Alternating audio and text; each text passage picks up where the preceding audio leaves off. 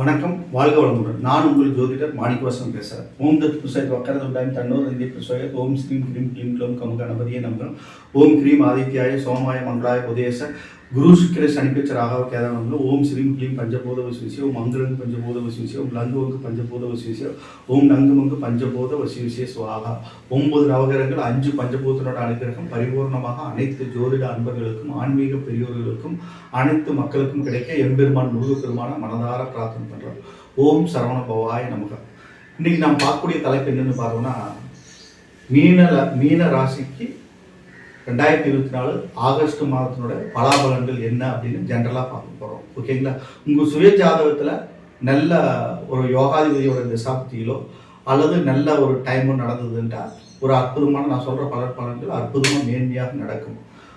Suppose உங்கள் ஜாதகத்தில் ராகுக்கு தோஷமோ அல்லது வேறு ஏதாவது தோஷங்கள் இருந்தோ அது சார்ந்த திசைகள் நடக்கும்போது நான் சொல்கிற பலன்கள் கொஞ்சம் குறைச்சி நடக்கக்கூடிய ஒரு வாய்ப்புகள் இருக்கும், கொஞ்சம் கம்மியாக நடக்கக்கூடிய வாய்ப்புகள் இருக்கும். ஓகேங்களா? நான் சொல்கிற பரிகாரங்களை நீங்கள் செய்யும்போது எந்த கிரகம் உங்களுக்கு எடுக்கக்கூடிய ஸ்தானத்தில் இருக்கோ அந்த கிரகத்தினோட பரிகாரங்களை நான் சொல்லும்போதோ அதை நீங்கள் போய் செய்யும்போது அந்த கெடுபலன்கள் நடக்காமல் நன்மைகள் அதிகமாக நடக்கும். இப்போ வீடியோ பார்க்கறதுக்கு முன்னாடி, வீடியோக்குள்ளே போகிறதுக்கு முன்னாடி நீங்கள் சப்ஸ்கிரைப் பண்ணாமல் இருந்தீங்கன்னா சப்ஸ்கிரைப் பண்ணிக்கோங்க, பெல் சிம்பிள் அமைக்கிங்க. வீடியோ பார்த்து முடிச்சதுக்கப்புறம் உங்கள் ஃப்ரெண்ட்ஸுக்கெல்லாம் நீங்கள் ஷேர் பண்ணுங்க. ஓகேங்களா? இப்போ பார்த்தோம்னா மீன ராசிக்கு பார்த்தோம்னா இந்த மாத கிரக நிலைகள் என்ன அப்படின்னு பார்த்தோம்னா, ராசியிலேயே ராகு இருக்கிறார். 3ஆம் இடத்துல குரு செவ்வாய். ஓகேங்களா? 5ஆம் இடத்துல சூரியன் புதன் இருக்கிறாங்க. சூரியன் புதன் 5ஆம் இடத்துல. 6ஆம் இடத்துல சுக்கிரன் இருக்கிறார். 7ஆம் இடத்துல கேது பகவான். 12ஆம் இடத்துல சனீஸ்வர பகவான் இருக்கிறார். ஓகேங்களா? இந்த மாத கிரக நிலைகள், கிரக பேச்சுகள் என்ன அப்படின்னு பார்த்தோம்னா, செவ்வாய் செவ்வாய் பகவான் பார்த்தோம்னா 2 குடையவர் ரிஷபத்திலிருந்து 26ஆம் தேதி அன்னைக்கு 7:33 கரெக்டாக 7:37 அவர் 4ஆம் இடத்துக்கு பயிற்சியாகிறார், புதனோட வீட்டுக்கு பயிற்சியாகிறார். ஓகேங்களா? அடுத்தது பார்த்தோம்னா சூரிய பகவான் 17ஆம் தேதி ஆகஸ்ட் 17 ஆவணி 1ஆம் தேதி அன்னைக்கு அவர் பார்த்தோம்னா கடக ராசியிலிருந்து சிம்ம ராசிக்கு பயிற்சியாகிறார், சொந்த வீட்டுக்கு பயிற்சியாகிறார். ஓகேங்களா? அடுத்து பார்த்தா சுக்கிர பகவான் 26ஆம் தேதி காலையில், ஓகேங்களா, 11:30 பார்த்தோம்னா அவர் சிம்ம ராசியிலிருந்து கன்னியா ராசிக்கு பயிற்சியாகிறார். இதுதான் மாதக்கொள்ளுனோட பயிற்சி. ஓகேங்களா? இப்போ பார்த்தோம்னா ராகு ராசியிலே இருக்கார். ஓகேங்களா? தேவையில்லாம மனக்குழப்பங்களை ஜென்மத்தில் ராகு இருக்கும்போது பண்ணுவார். ஜென்மத்தில் ராகு இருக்கும்போது தேவையில்லாத மனக்குழப்பங்கள், தவறான எண்ணங்கள், தவறான புத்திகள், தவறான சிந்தனைகளை இந்த ராகு நம்மளுக்கு கொடுப்பார். ராகு மீனராசிக்கு கொடுப்பார். ஓகேங்களா? இப்போ 7 சனி வேற நம்மளுக்கு நடந்துட்டு இருக்கு. 7 சனியில் சனீஸ்வர பகவான் வக்ரகதியில் போயிருக்காரு. இது ஒரு நல்ல ஒரு அமைப்பு தான். ஓகேங்களா? நல்ல ஒரு அமைப்பு தான். சுய ஜாதகத்தில் சனீஸ்வர பகவான் பலம் பொருந்தி ஆட்சி பலம் உச்ச பலம் பெற்றிருந்தாருன்னா 7 சனி உங்களை பாதிக்காது. அதை குறித்து நீங்கள் துளிவோட கவலைப்பட வேண்டாம். ஓகேங்களா?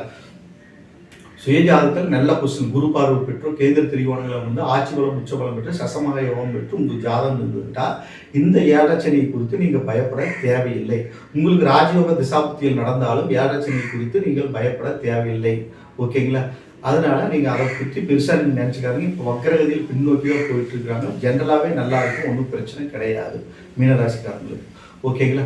இப்போ பார்த்தோம்னா இந்த ராகு கேது தான் நம்மளுக்கு இப்போ பிரச்சனை. ராகு கேது தான் நம்மளுக்கு பிரச்சனை. தேவையில்லாத மனக்குழப்பம் கொடுக்கறது. 7ஆம் இடத்தை கூட குரு பார்க்குறாரு. திருமண வயதில் இருக்கிறவங்களுக்கு திருமணங்கள்லாம் உறுதியாயிரும், நிச்சயமாயிரும், உறுதி பண்ணிடலாம். இந்த வருஷம் திருமண காரியங்கள் நல்ல முறையில் நடக்கும். அதுக்கெல்லாம் நல்ல வாய்ப்புகள் இருக்கு. ஓகேங்களா? நன்மைகள் அதிகமாக நடக்கும். உங்களுடைய தேவையில்லாத மனக்குழப்பங்களை போக்குறதுக்கு துர்க்கை வழிபாட்டை வச்சுக்கோங்க. துர்க்கை ராகு பகவானுக்கு உண்டான அதிதேவதை துர்க்கை வழிபாட்டை வச்சுக்கோங்க. காலஸ்திரி போய் ராகு கேது பரிகார பூஜைகளை செய்யறது ஒரு உத்தமமான பலாபலங்கள் நடக்கும். அந்த தேவையில்லாத மனக்குழப்பங்களை தீரும். கல்யாண வயசுல இருக்கிற கல்யாணத்துக்காக பரிகாரம் பண்ணிக்கோங்க. தேவையில்லாத மனக்குழப்பம் நடந்து வாழ்க்கையில் நிம்மதி வேணும்னா காலஸ்திரி போயிட்டு ஒரு தடவை தரிசனம் பண்ணிட்டு இந்த ராகு கேது பரிகார பூஜையை நீங்கள் செஞ்சுக்கணும். ஓகேங்களா? அப்போ தேவையில்லாத மனக்குழப்பங்கள் வராது. ஓகேங்களா? அடுத்தது பார்த்தோம்னா உங்கள் ராசிக்கு அதிபதி பார்த்தோம்னா குரு 3ஆம் இடத்துல தைரிய வீரிய வெற்றி ஸ்தானத்தில் இருக்கிறார். அவர் யாரோட சேர்ந்து இருக்கிறாருன்னா 26ஆம் தேதி வரையிலும் பார்த்தோம்னா குரு இந்த வருடம் ஃபுல்லாக அங்கே தான் இருக்க போகிறாரு. ஆனால் இந்த இந்த மாதக்கோள்களான செவ்வாய் பகவான் அவரோட சேர்ந்து 2 9 கூடவும் அங்கே நிற்கிறார். அவர் 9ஆம் இடத்தை பார்க்குறாரு பாக்கி ஸ்தானத்தில். அப்போ தொழிலில் நம்மளுக்கு எந்த பிரச்சனையும் வரப்போகிறது இல்லை. தொழிலில் எந்த பிரச்சனையும் வரப்போகிறது. உத்தியோகம் வந்து அப்படியே ஸ்டாண்டர்டாக போகும். உத்தியோகம் பார்க்குறவங்களுக்கு எந்த பிரச்சனையும் இல்லை. பிஸ்னஸ் பண்ணுறவங்களுக்கு எந்த பிரச்சனையும் இல்லை.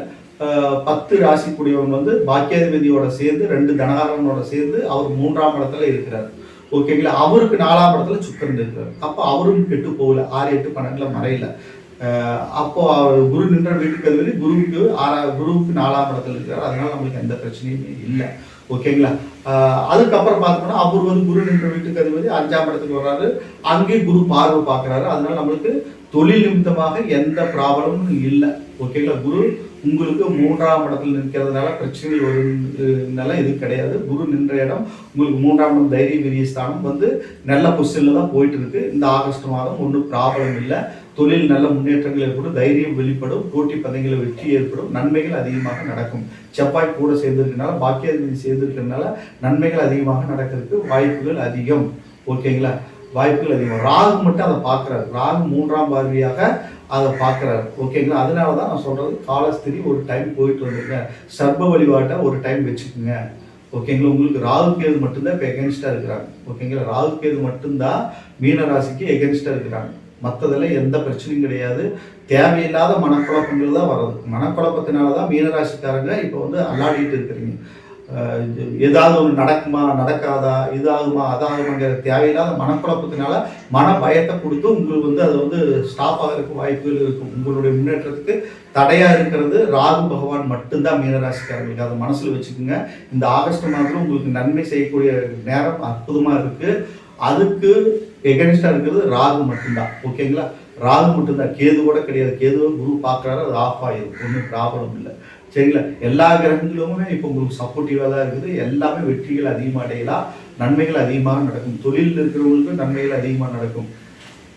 அடுத்து பார்த்தா கல்வி பயிலவங்களுக்கு அவங்களுக்கு அற்புதமான டைம் தான்.